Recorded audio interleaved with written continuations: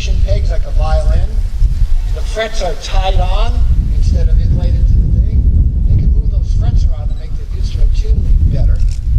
And the neck was flush with the body, it wasn't raised. They have a really nice little decoration in here called a rosette. They would always decorate the center pole. And they would never leave that plain. They didn't do that until the late 1700s. And then you have this very simple bridge where the strings are tied directly on. This is a very tiny instrument. Matter of fact, thank goodness for 20th century, 21st century sound systems, because it was meant to be played in a very small room for a very small audience. So this instrument became very popular throughout all of Europe very, very quickly. As a matter of fact, the sailors loved to carry this instrument around along with violins because it was highly portable. It didn't take a lot of strings. The strings were very expensive back then, so it was affordable. And it became so popular you could carry it on ships and carry it all around the world and sing songs and play pieces of music. And matter of fact, the ships took this instrument all the way to Hawaii, Captain Cook. And when they brought it here, the Hawaiians loved this little Spanish guitar, and they called it the jumping flea, the ukulele, okay? And so that's where the ukulele comes from. Basically, ukuleles are Spanish guitars. Okay. So what I'm going to do is play a couple more selections on this little instrument so you can hear the oddity of this thing to our ears, okay? The first piece after this last one I'm going to play is called a hornpipe. And hornpipes were really popular on ships.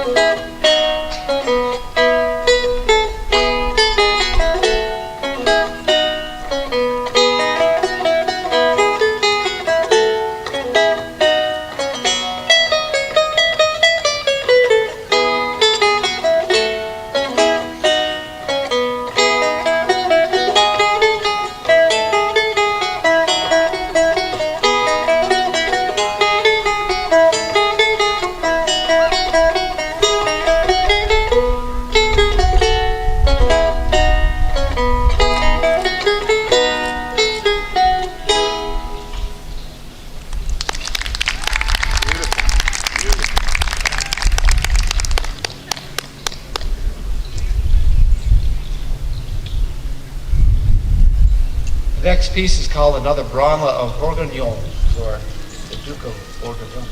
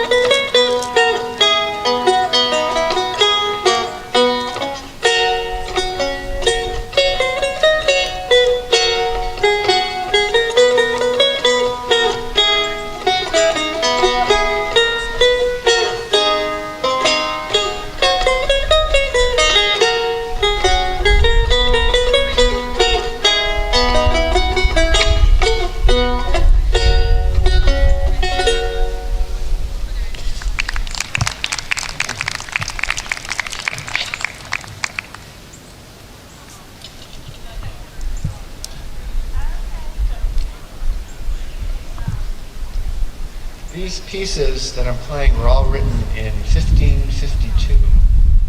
And for the most part, in the very early stages of guitar, the only kind of music you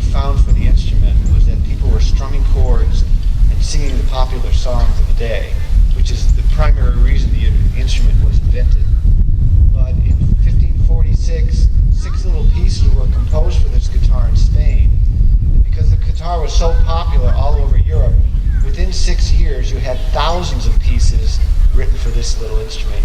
So these instruments are, these pieces are from 1552.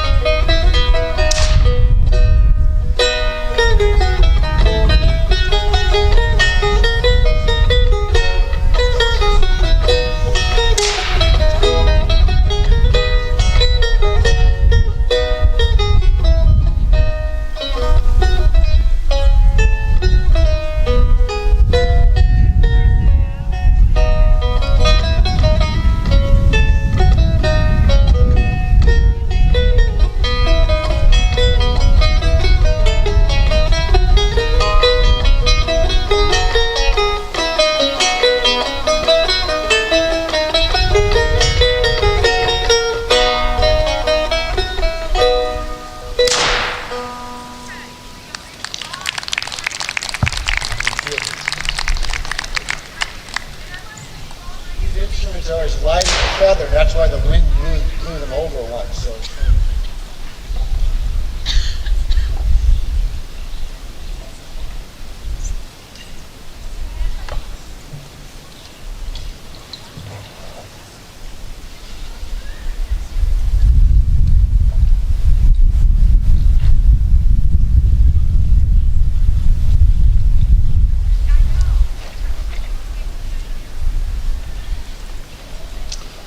So this next instrument that we're going to hear,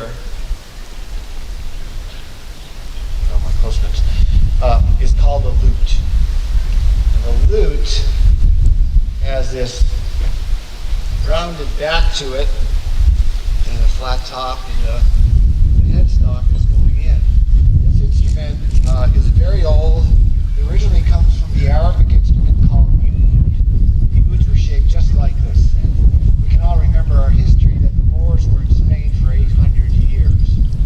We've only been in this country for what, 350 something odd years? They were there for 800 years. They considered it their country. Unfortunately, the Spanish didn't, and they eventually threw them out.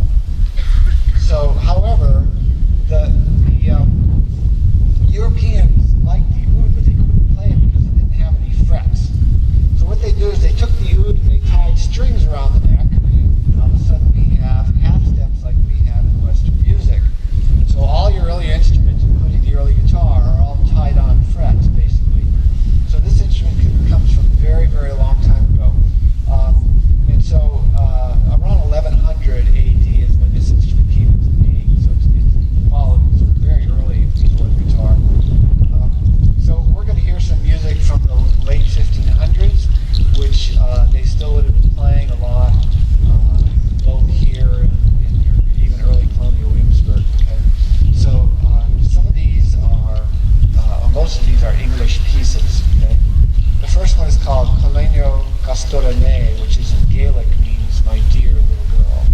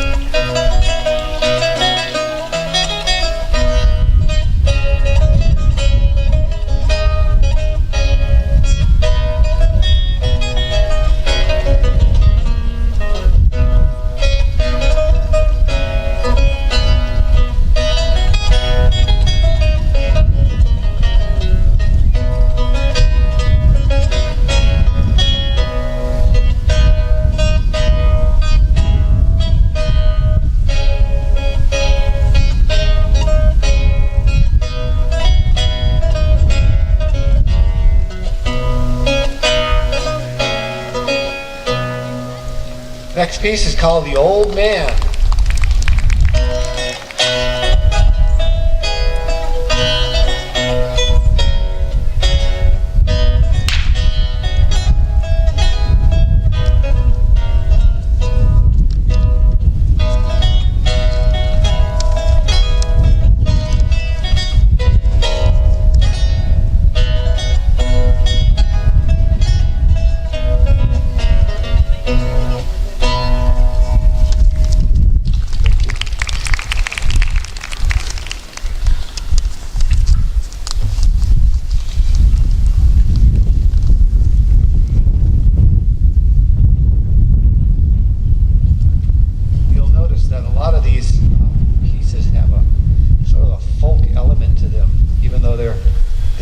For a serious instrument, they all sounded like little folk tunes, and a lot of the early English stuff is characterized by that.